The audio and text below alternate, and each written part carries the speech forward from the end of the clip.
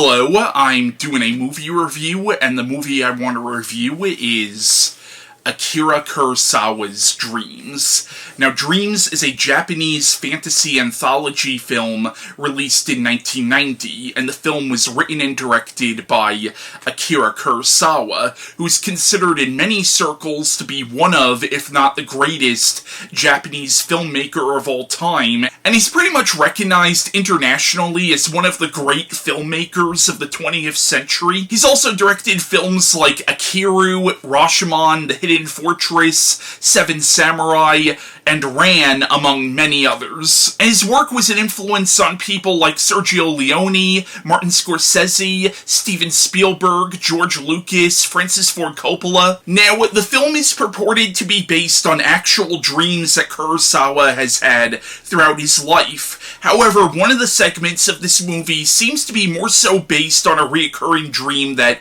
Kurosawa's lifelong friend and colleague, Ishiro Honda, had ever since coming back from the war. Now, Ishiro Honda is credited as the main story consultant for the film, and I think he also served as the film's assistant director. Now, it should be noted, during the final phase of Kurosawa's career, Ishiro Honda was basically Kurosawa's right-hand man. Now, if that name sounds familiar, Ishiro Honda is also the director and co-writer of the original Godzilla, as well as several of the Godzilla sequels like King Kong vs. Godzilla, Mothra vs. Godzilla, Ghidorah the Three-Headed Monster, Destroy All Monsters, and several others. He's also directed many other films, mainly for Japanese studio Toho, like Matango, Frankenstein Conquers the World, Atragon, and many others. Now, a lot of people think that Ishiro Honda actually ghost-directed some of this movie,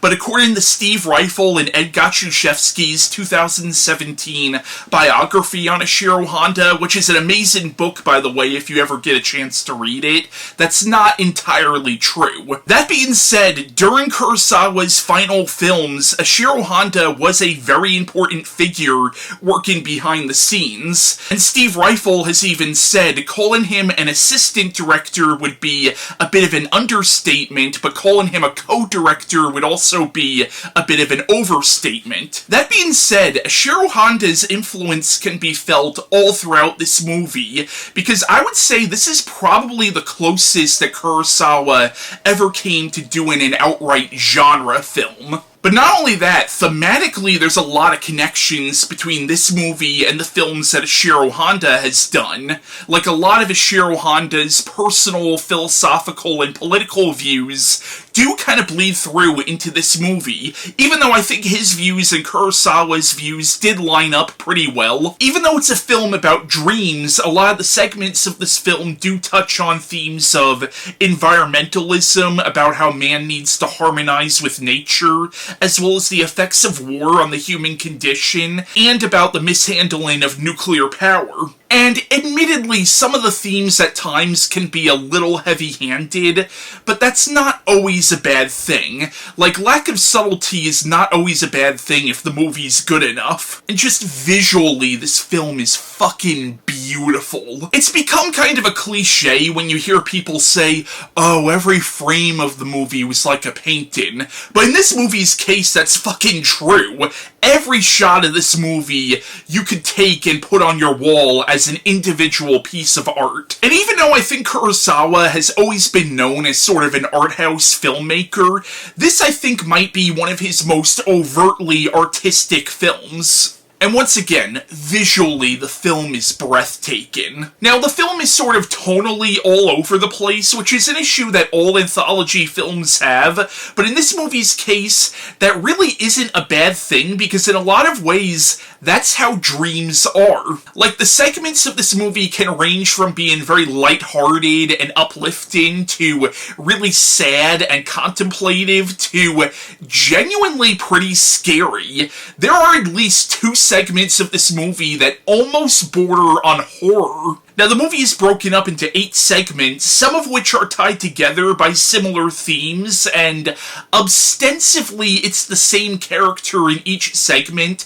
In the first 2 segments, we see this character as a little boy, but in the rest of the movie, we see the character as an adult. Now, there's no actual continuity between the segments, because again, they're meant to be dreams. When we see this character in the first segment, he's played by Toshihiko Nakano. I probably butchered that name. In the second segment, the character is played by Mitsunori Isaki. Again, that's another name I probably screwed up. And again, it's supposed to be the same character, even though he's played by 2 different actors in the first 2 segments. But throughout the rest of the movie, this character, who's referred to as I, is played by Akira Terao. Again, I know I'm screwing up all these Japanese names. But this character can ostensibly be seen as a stand-in for Kurosawa himself. However, in a lot of the dreams, he plays very different roles to a point where it can be seen as different characters just played by the same actor. But again, there are dreams where we play different roles.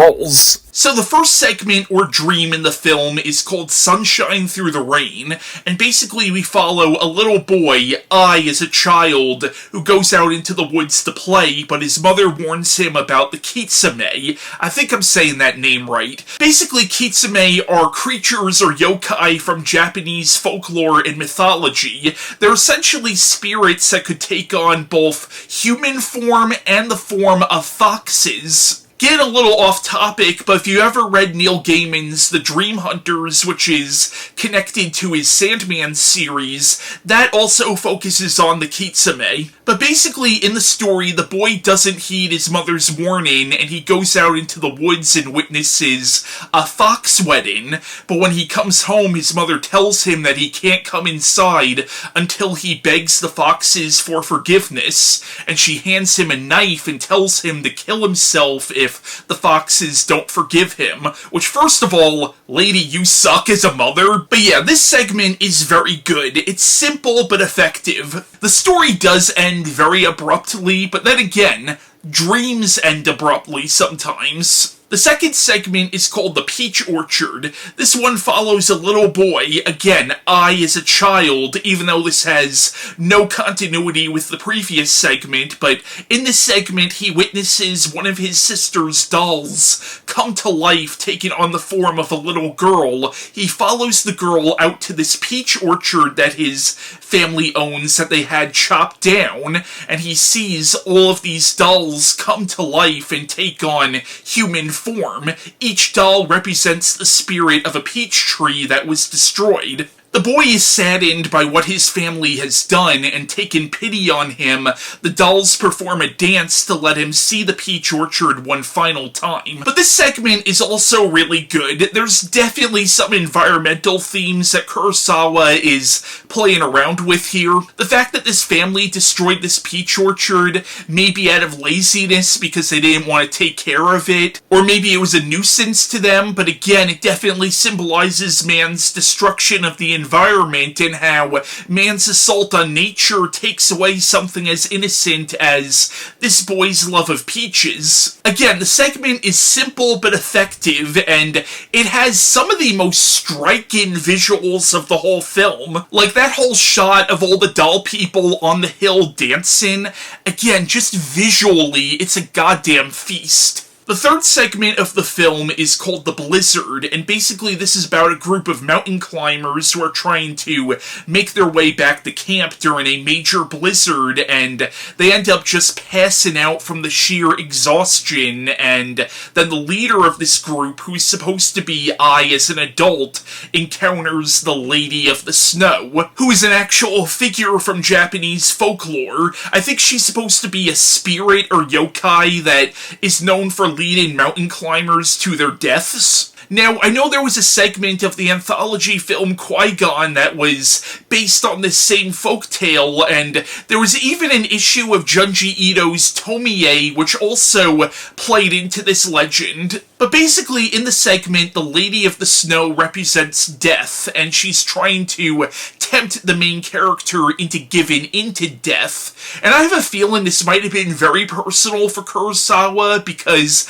I know he actually attempted suicide at one point in the 70s. And who knows, maybe this segment was sort of Kurosawa's way of sort of working this out and sort of talking about his own personal brush with death. I will admit, this is probably my least favorite segment of the film, just because it is a little slow-moving, but it's not bad. It's not bad at all. The fourth, and actually my favorite of the segments, is the tunnel. Now, this has taken place presumably sometime after World War II, and we follow a Japanese colonel who is coming back from the war, and he's walking through this tunnel and is being followed by the spirits of his platoon, who he sent off to their deaths. And they think they're still alive. It's a very sad, very moving segment of the film. I also think it's probably the one that has the biggest influence of Ishiro Honda, because here's the thing, even though the movie is supposedly based on dreams that Kurosawa had, Kurosawa never went to the war. During World War II, he was actually able to avoid conscription because I think he had a relative who was a higher up in the Japanese government or military. But his friend Ishiro Honda did go to the war, and by all accounts, Honda hated the war. Being the son of a Buddhist monk, he was a pacifist. He hated violence, he hated killing, and most of all, he hated what his own government was doing to other Asian countries like China and Korea. The war was extremely painful for Ishiro Honda, and apparently, after the war, he had this reoccurring dream where he was surrounded by all of his friends who he saw die in the war, sort of beckoning him to join them in death. And this segment definitely seems to be based on Ishiro Honda's dream, which is why some people actually believe that Ishiro Honda ghost-directed this segment, but again, according to Steve Reifel and Ed Gottschalski, that's not entirely true. And while Kurosawa never went to the war, by all accounts he hated the war too. I know during that period he was forced to make propaganda films for the Japanese government, which he apparently despised, and I'm sure he probably knew a lot of people who died during the war or came back traumatized and maimed, and that's really what this segment is about. It's about the human cost of war and about the ghosts that war leaves behind. The fifth segment is called Crows, and this is about an art student who is an admirer of Vincent van Gogh, and he ends up literally going inside one of Van Gogh's paintings, and he ends up meeting Vincent van Gogh himself, who in this segment is actually played by Martin Scorsese. This is another really good segment that's really just about art and the sacrifices that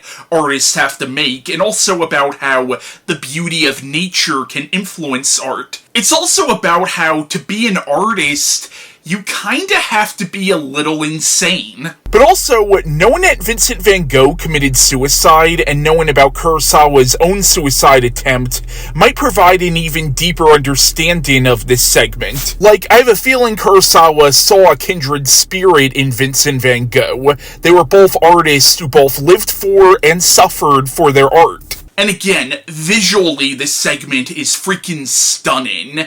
And the effects work, which was done by ILM, where you see Ai going through the painting, it's a little dated by today's standards, but still looks really damn good, all things considered. Now, like I said, Martin Scorsese played Vincent van Gogh in this segment, and there's a picture of Scorsese with Ishiro Honda, and supposedly he said to Ishiro Honda, you know, I flew all the way out to Japan just to see you. The sixth segment is Mount Fuji in red, and this one is genuinely terrifying. Basically, in this segment, a nuclear reactor by Mount Fuji melts down, causing Mount Fuji to erupt, and it implies that this will set off a chain reaction which will destroy the entirety of Japan and possibly all life on Earth as we know it.